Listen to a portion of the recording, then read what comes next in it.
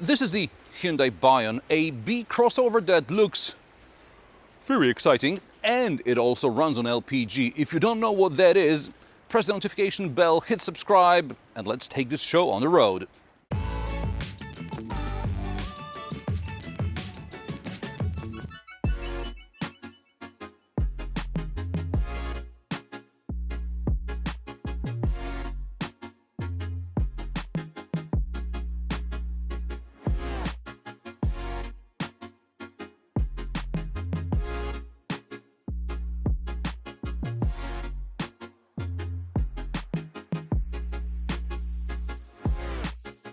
The Hyundai Bayon is simply a crossover based on the i20 Supermini. It's a dozen or so centimeters longer than the i20, a few centimeters higher, but the wheelbase and width remain the same.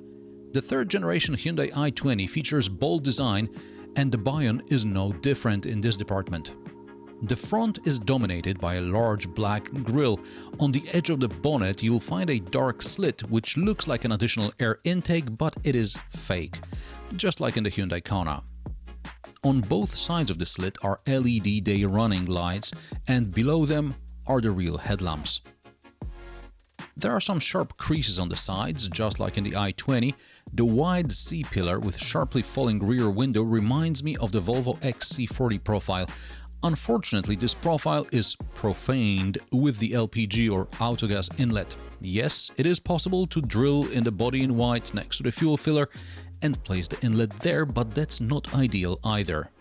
What's Autogas? It's a mixture of propane and butane, better known as liquified petroleum gas, or LPG when it is used as fuel in internal combustion engines. LPG was once popular across Europe, but these days the main markets are Poland, Italy and Germany, hence few car makers do OEM LPG conversions.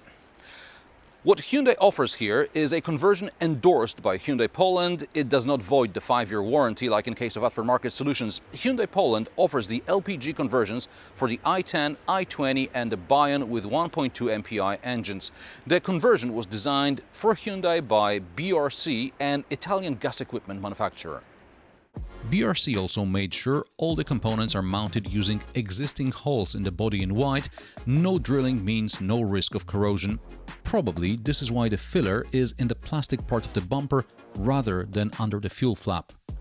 Anyway, place under the fuel flap is also limited, so there would have to be a smaller filler with a screw-on adapter. Not ideal. Unfortunately, there is no better solution, as LPG these days is a niche which car makers don't really take into consideration when designing new models. The rear is controversial. The piano black plastic under the rear window is going to get scratched sooner rather than later, and the red stripe is not a light. You can choose 15, 16 or 17-inch rims. In my opinion, you can stick to 15s, and I'm not concerned about the looks. More about that in a moment. And now let's take a peek inside the boot. The boot volume is 411 liters, and that's regardless of the spare wheel well, which in this case is occupied by the LPG tank. And this means you get this nice spare wheel cover for the spare wheel that takes up some of your boot space.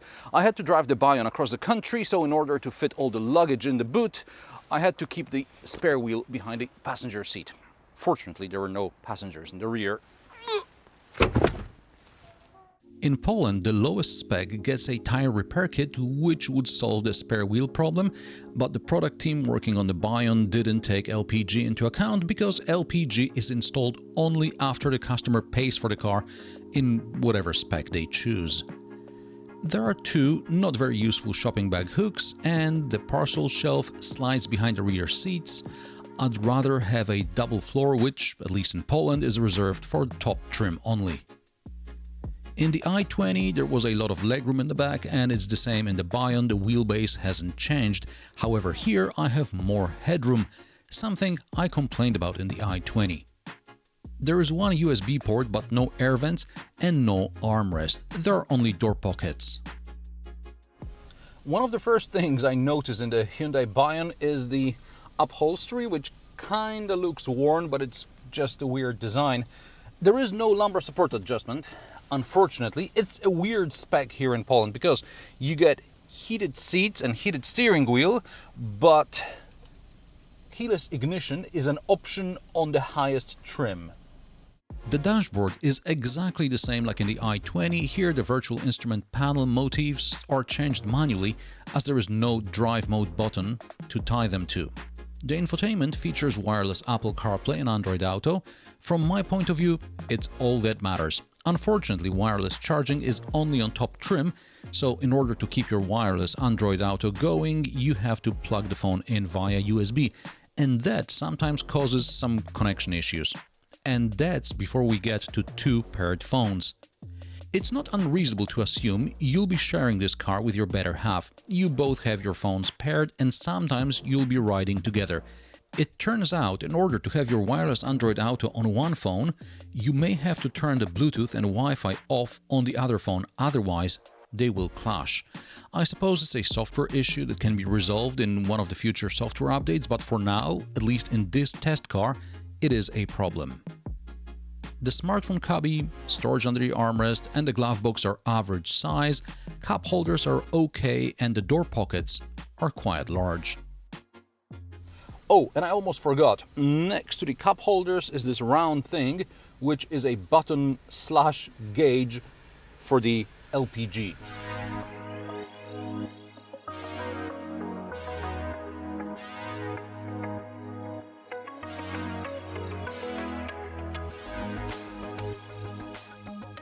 Four LEDs display your fuel level and the fifth is for status. Red means you're running on petrol and green means you're on LPG.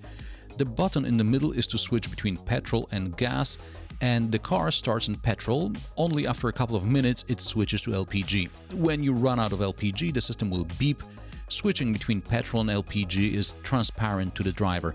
Hyundai claims that thanks to dedicated configuration there is no loss of power, which is sometimes the case in aftermarket conversions.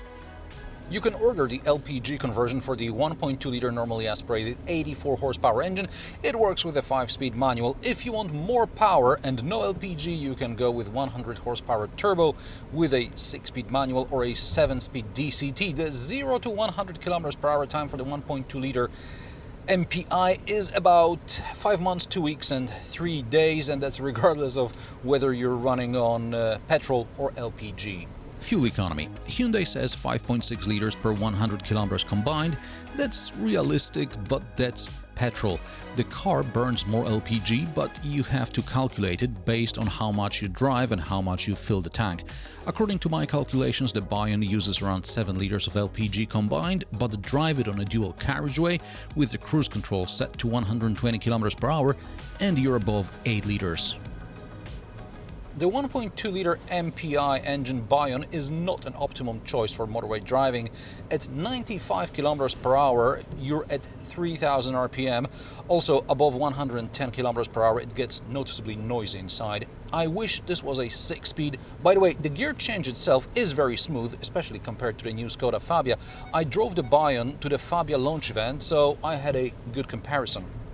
Also, during the launch event, I parked in the underground garage in the hotel.